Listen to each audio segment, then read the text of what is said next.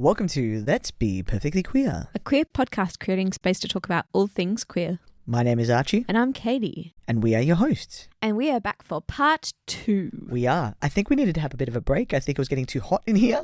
And I think Katie was getting a bit frustrated about, I've had time to decompress. For Katie, this news is all fresh and new. And I think you're feeling how I was feeling when I was watching it. Yeah, more than likely. Yeah. And when it comes to our different personalities, we both handle things very differently. Yes. I'm very emotive. Yeah.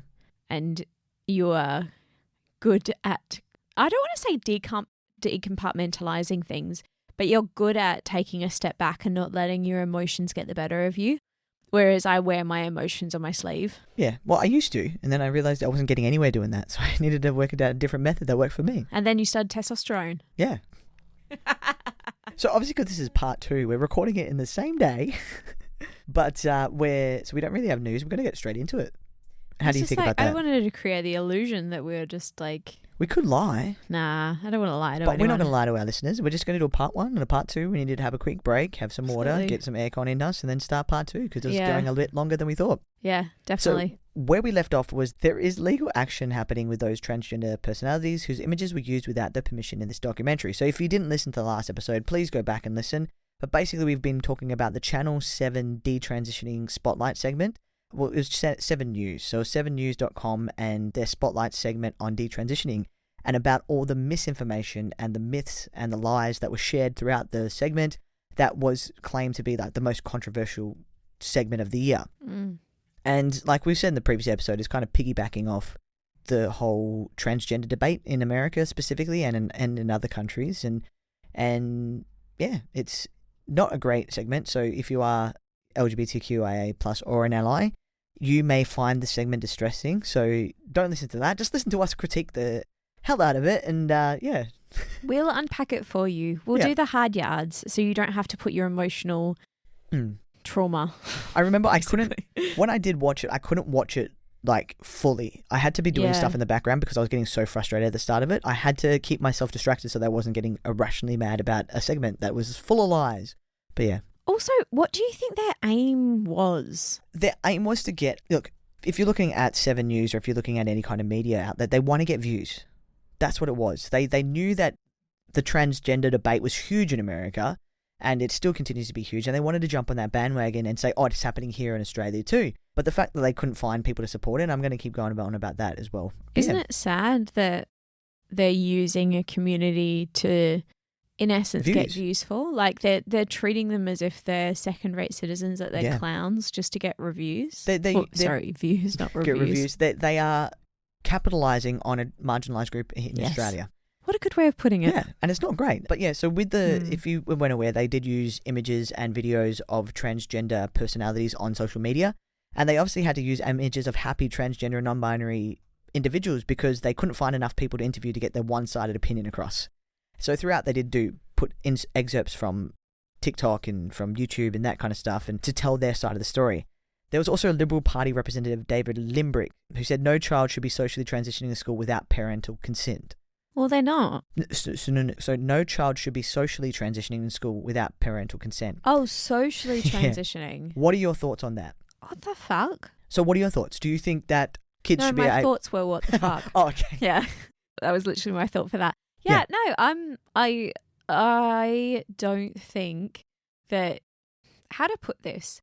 And I don't really like being inauthentic in the way that I say things, but it's such a difficult thing to articulate. Yeah. That I think it's completely idiotic to think that parents should have a governing over absolutely everything within a child's life. And what I mean by that is every single thought that comes out of their brain. And that's basically what it is. It's saying that the parents are going to live the life for their child. Yeah. Indiscriminate to what the child thinks or how the child feels. It leaves a foul taste in my mouth.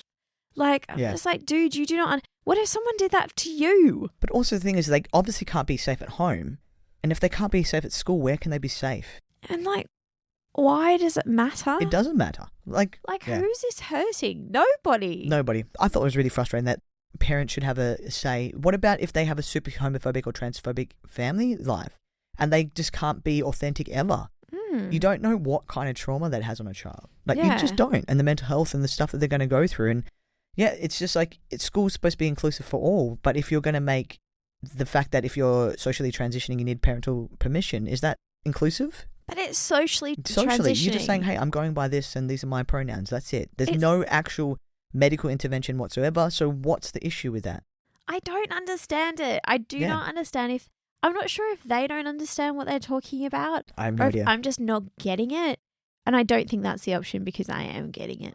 But like, it doesn't make any sense to me that like, why do you want this ultimate control over your children? Yeah. And like, no one's ever had ultimate control over their kids. Like, if you look at the generations previous to us and look further into the past, that like there used to be so many more freedoms for kids.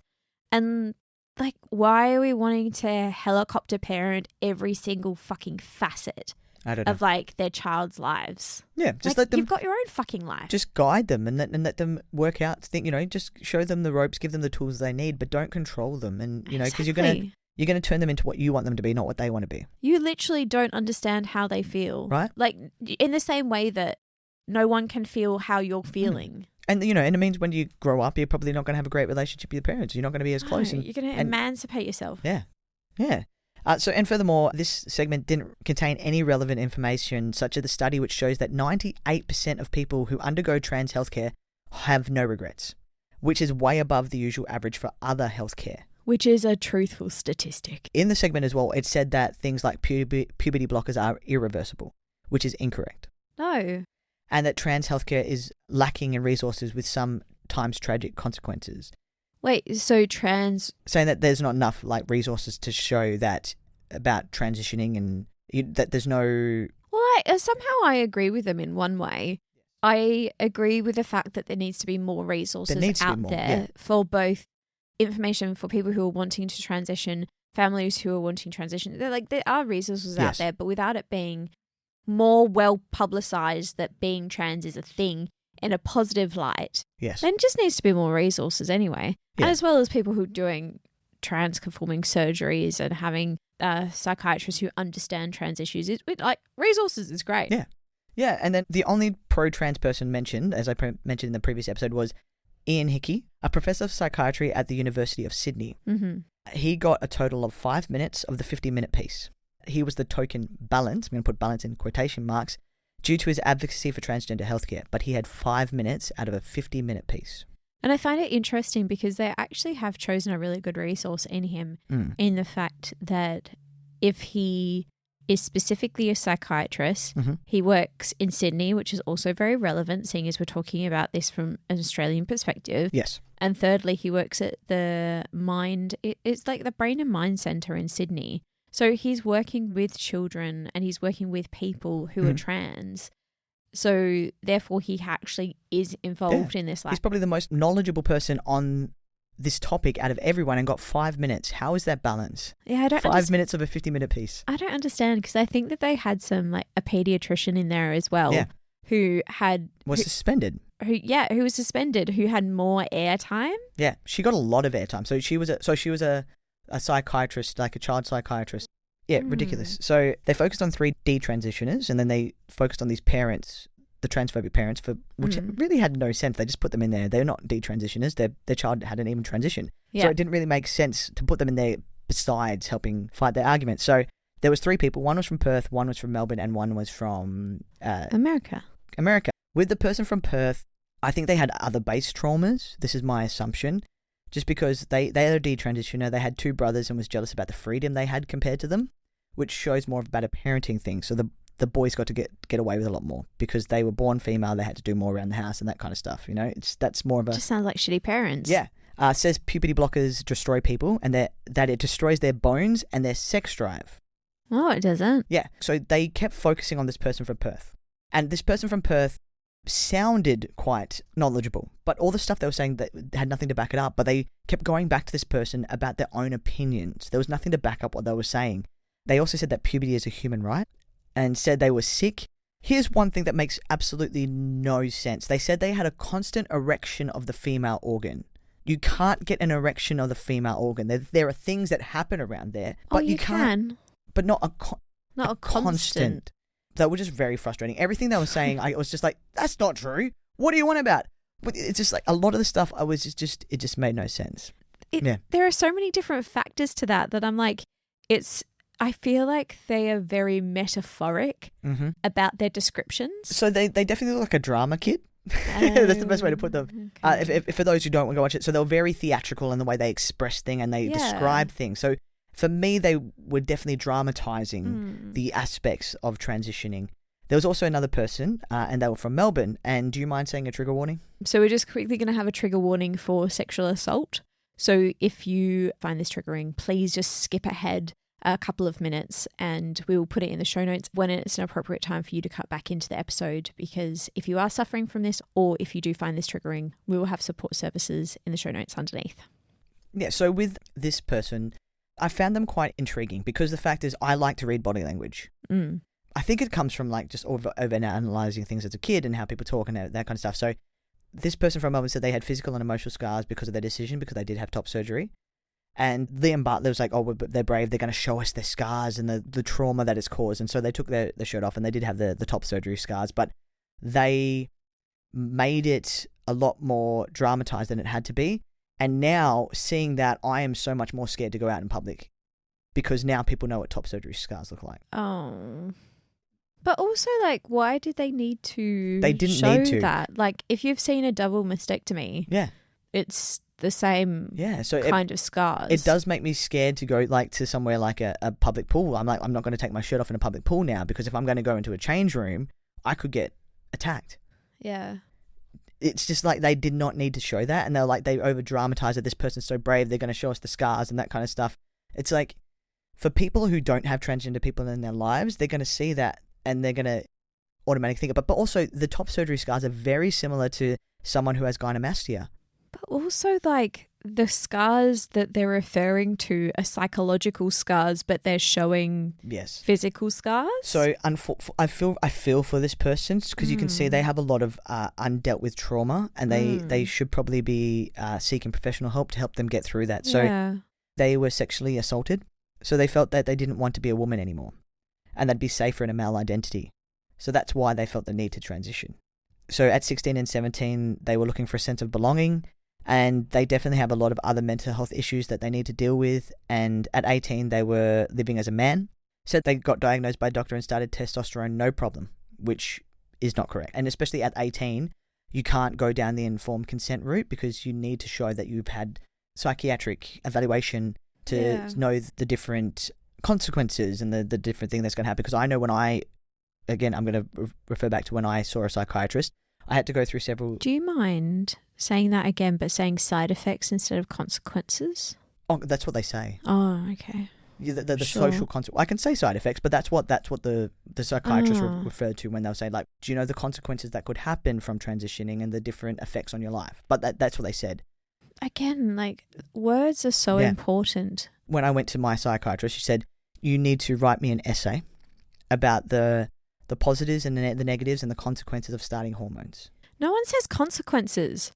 It's literally side effects when it comes to health. And then all of a sudden we're talking about consequences as if it's like a poor decision you've made. I was very, very, very mad when I remember when I had to write this, I was livid and I was messaging people like, what is this? Because I had to write an essay to know the consequences of what happens when you start hormones and the positives and negatives on your life and that kind of thing. It's not a fucking pros and cons list. And it had to be 1,000 words. Yeah. Did you like word count, make it white? Yeah, it was ridiculous. Anyway, so Liam Butler, he'd asked, how long did it take to get diagnosed? And the person said under an hour to get diagnosed. Well, that's not real. It's not true at all. And there is nowhere in Australia that I know that you can get diagnosed under an hour. Unless they're talking about like one session with a psychiatrist that they might have started their diagnosis journey. But here's the thing. So that when I was talking about body language and stuff, as they said this, they couldn't look at the camera. They were very eyes were not. When questioned by the interviewer under an hour, again, their eyes shifted when they answered yes. For everything else, they were able to look at the camera. So that shows me that they're being coerced. They're being coerced. So obviously it has taken more than an hour, but just to make it look like it's a big thing that's impacting on our children and But there was not one person on this whole segment that was under 18. Not one person. I thought that was the whole point of it. That's the whole point. So it's detransitioning, the impact on our children and how it's a child protection issue. Not one child was shown to be transgender on this whole segment. Also, do you mind if I have a quick chat about this person? Because I feel like it's it's using a person who evidently has abuse. Yes. And kind of like telling there's so many different factors to that like I really don't feel comfortable about. So this person watching this, you can see how vulnerable they are. And even though I was really frustrated with what they were saying, at the same time I just wanted to give them a hug because you could see that they were being manipulated and used for views and an ideology. Yeah. So they basically said other things like they were primed that if they didn't transition they were going to die, and violated by the medical industry. And it was just, for me, I felt like there's so much more to unpack in this person and that they need professional help. Yeah. And it's not fair for someone like this, 7 News, to then use that vulnerability and use it for their views and for their own gain and for their own ideology. I feel like that was really, really unfair. Yeah, I totally agree. Because I feel for this person. I'm not angry at this person. I was more angry at the person from Perth. But this person, I felt for this person because obviously they've got all this built up trauma from what's happened previously, and Channel 7 have used that. Yeah, they and absolutely I thought that was disgusting. have. I think I totally agree with you. I really do. And then the other person was from California. So this person transitioned at 13, puberty blockers and testosterone, but it doesn't say what the timeline was. But that's not even relevant because that's not in Australia. No, it's not. And our medical system is very different to America, extremely different. And then it said they had operation in California when they were 15. No one here will do surgery on anybody under the age of 18. It just will not happen. Also, I'm a bit confused. So they had previously identified. So they were a female to male. Okay. And gone back to female. So every single one was a female to male. So in Australia, to be able to have breast augmentation surgery, you have to be over a certain age. Yes. In understanding that your tissues have not developed if you have hormones going through your system. Yeah. I know that's a very vague thing to say, but like if you've not gone through fully puberty and you've not developed to a certain level, then you can't really... No. Like there's so many different levels to that. So it's just like whoever did it in America, that was not great. They shouldn't have done it to someone who was 15. But we don't know the American system. Yeah. Our system is very, very different, and it's really, really hard. So if you're, for example, in Perth, there is one person in Perth who is the one person to go to for top surgery, for example. Yeah. Their waiting list is till 2025. Yeah. 2025 to get a consult. There is no way you're getting surgery in the next 2 years. Yeah. I was very, very lucky when I think mine was a 6-month wait to get my first consult, but then with COVID and stuff, it blew out. To just get, so it doesn't happen overnight. No. And all these people saying it happens overnight, and so it's very, very frustrating. And it's lack of understanding on the Channel 7's behalf, as well as understanding the differences between Australia and America, is that we have so many more governing bodies in Australia than they do in America. And just as a basis of that, it shows that like there's a lack of understanding. I mean, in the whole topic in fucking general, hey. Yeah. It's just really frustrating. And that's why I felt we needed to do a topic on this so we could fix some of this information. Yeah. And this misinformation. And there'll be so many links in the show notes. Go on a deep dive and have a look at it all. Look at She woke up for a nap.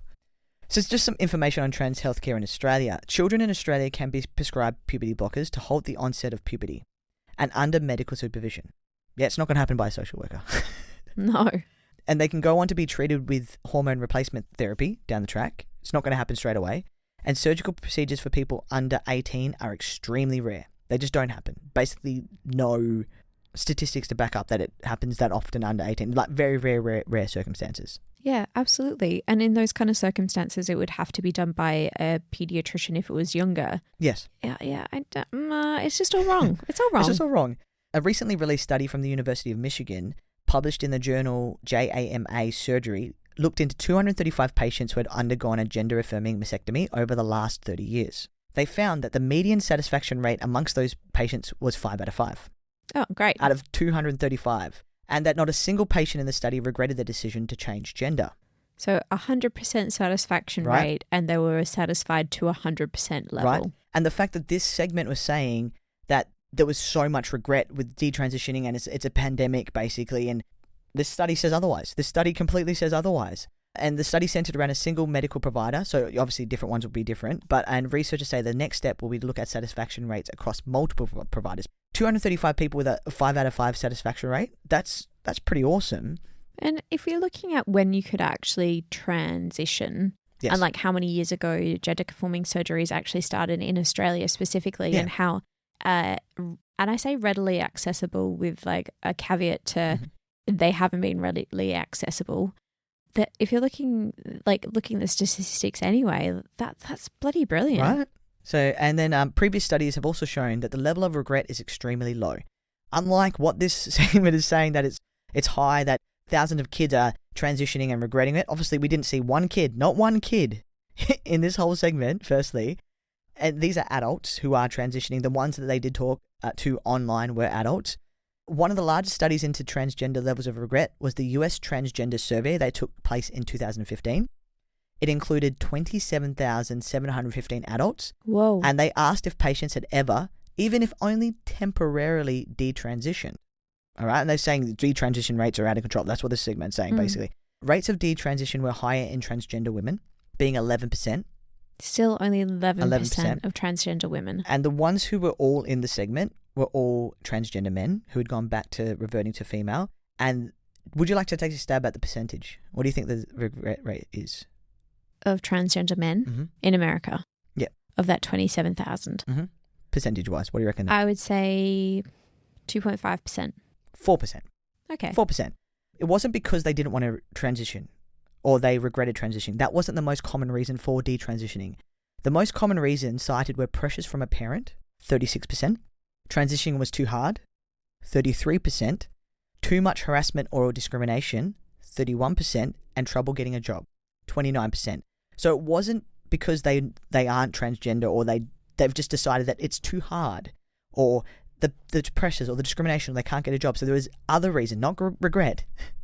See, it's so funny because really that just shows that we need more trans support out there, because the only people, I mean, there's probably like a small amount of people who find that the trans journey is not for them, in the same way that when you not become queer, but when you realize that you might be queer, that it's such a journey to go on anyway.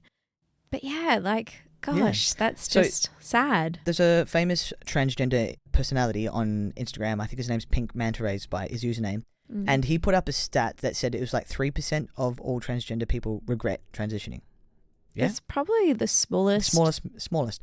Where there was 23% regretted having a boob job. So if you're putting them into like, okay, why is this an issue? But people having breast augmentation is okay? When the rates of regret 20% higher than someone who's transitioning. It's funny because when we look at the surgery comparative to all other surgeries that are out there, people probably want this surgery more, do more research about this surgery, understand the side effects or the other things associated with the surgery more than any other surgery they will ever look at in their lives. Yeah. And I think if you looked at people's general, and like you were saying there, like cosmetic breast augmentations, but if you were looking at general consensus of people regretting any surgery they've had in their life, it's probably higher. And I can say it probably higher. I would definitely like bet my bottom dollar it's higher than the 4% of trans men and the 11% of trans women.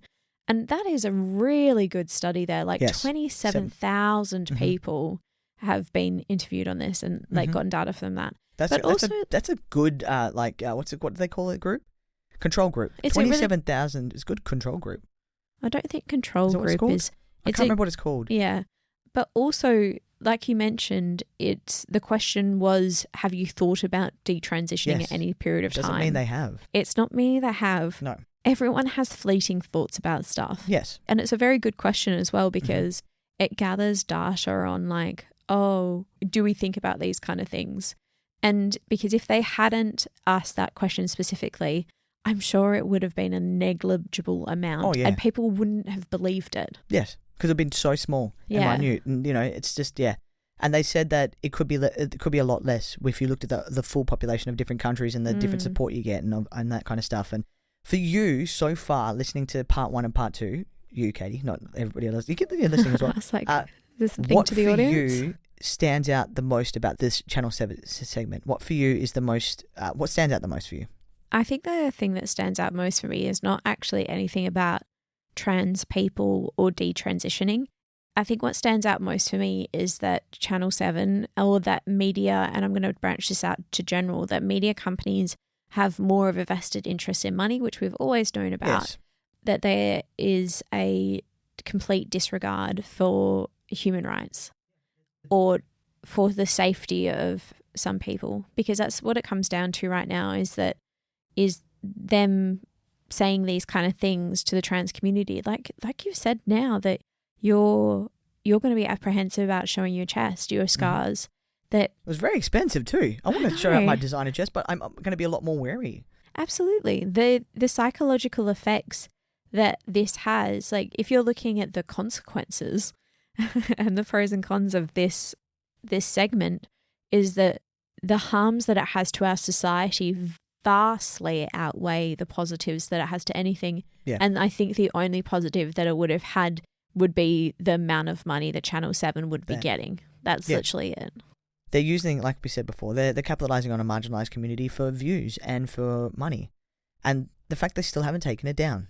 Yeah. You know? That completely baffles me, because they did make an apology about Yeah. And are you talking about that? No. Oh, so I had a quick squiz just before to be like, oh, is it still up? Because of course, like I said, I didn't watch it specifically knowing that I was going to be really fucking angry at it. And I thought it was really sad that they've put this apology, not even like it. It was just apology for using people's videos and stuff, not for the actual segment. No, they don't nothing. Apologize for the segment at all. They think what they did was right. Yeah, exactly. The fact that they're apologizing for incorrectly using people's like data, like intellectual data, in essence, which this would be a watch this space. It would be interesting to see what happens. I don't think anything's gonna. I mean, I don't think anything positive is gonna come out of it. No. Maybe someone needs to like tag someone big. I don't know who's like a big celebrity and get them on board and fighting, and then maybe Channel 7 will do something like Adele. Like Adele, or Lady Gaga. Lady Gaga would be in on it. Yeah, someone needs to message Lady Gaga, let her know about the Channel 7 segment, and be like, "You got to do something about this." Yeah, in the same way that Kim Kardashian got somebody out of prison. Yeah, Lady Gaga can save us from these stupid from Channel 7 spotlight. So basically, so there's response from Transgender Australia's CEO, Jeremy Wiggins, CEO of Transgender Youth Organisation, told SBS News that the false claims on Channel 7 Spotlight fuel transphobia and stigma that puts trans people in danger, which it does.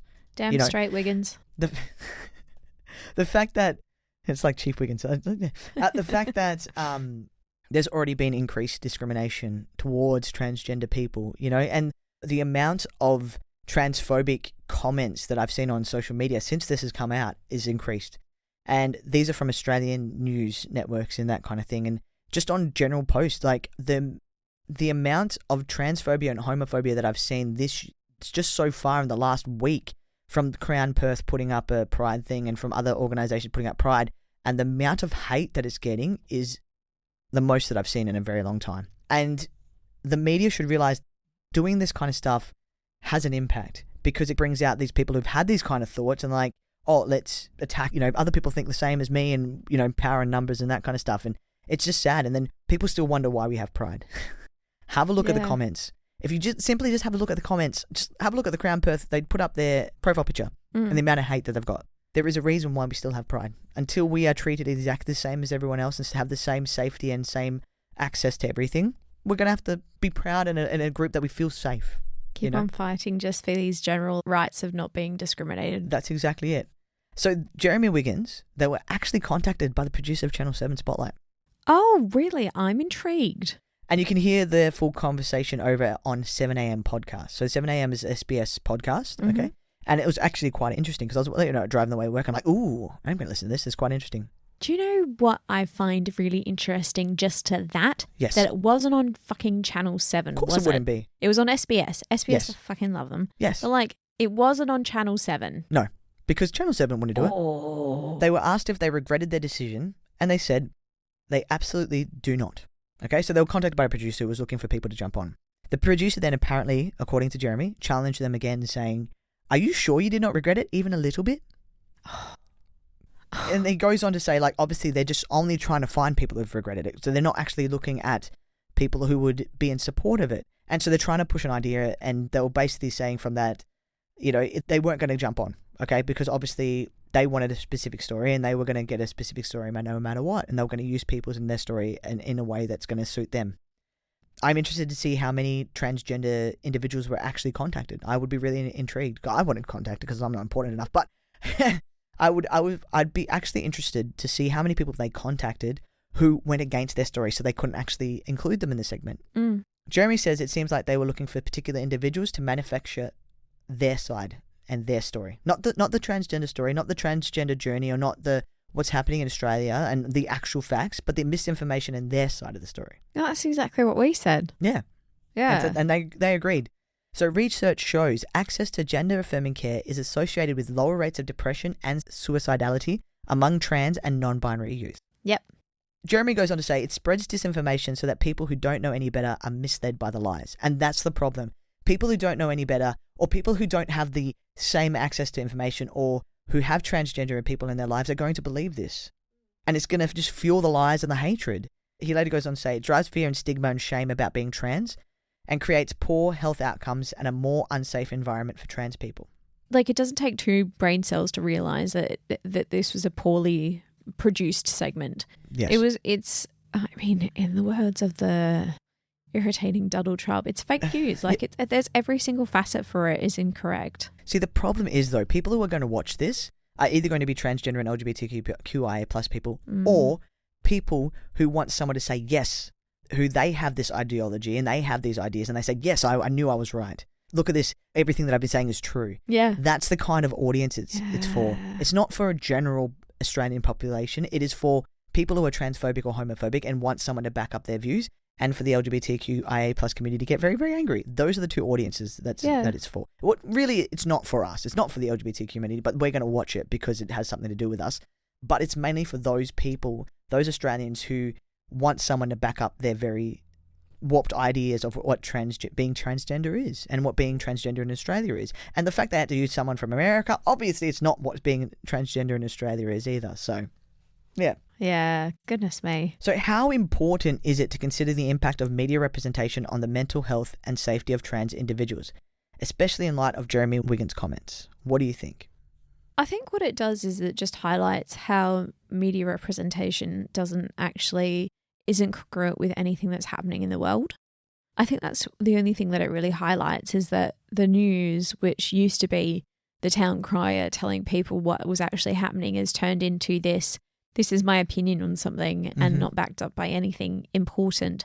So what's the point of having news these days? Yeah. And having the understanding that media outlets will definitely warp things to make things sit with what their ideologies are is important to know, because they've always done this. But it seems that, smart people will realise that this is not a very good source, but it doesn't take smart people. That's the whole problem, is that there are a lot of people out there who, once you get a mob doesn't need a brain cell. A mob just literally will go on and They just need to be loud. That's literally it. All they have to do is be loud. And then, unfortunately, loud people get heard, is what we've seen specifically in our lives. Yeah. So basically, I'll finish with this. The Royal Australian College of Physicians deems withholding gender-affirming care from trans youth unethical and warns of serious impacts on their well-being. And I think that's enough said. A media outlet shouldn't have a big opinion on the healthcare of trans kids. It should be the medical professionals. That is my opinion. Drop the mic. Done. Nothing more. That's the end of the podcast episode, guys.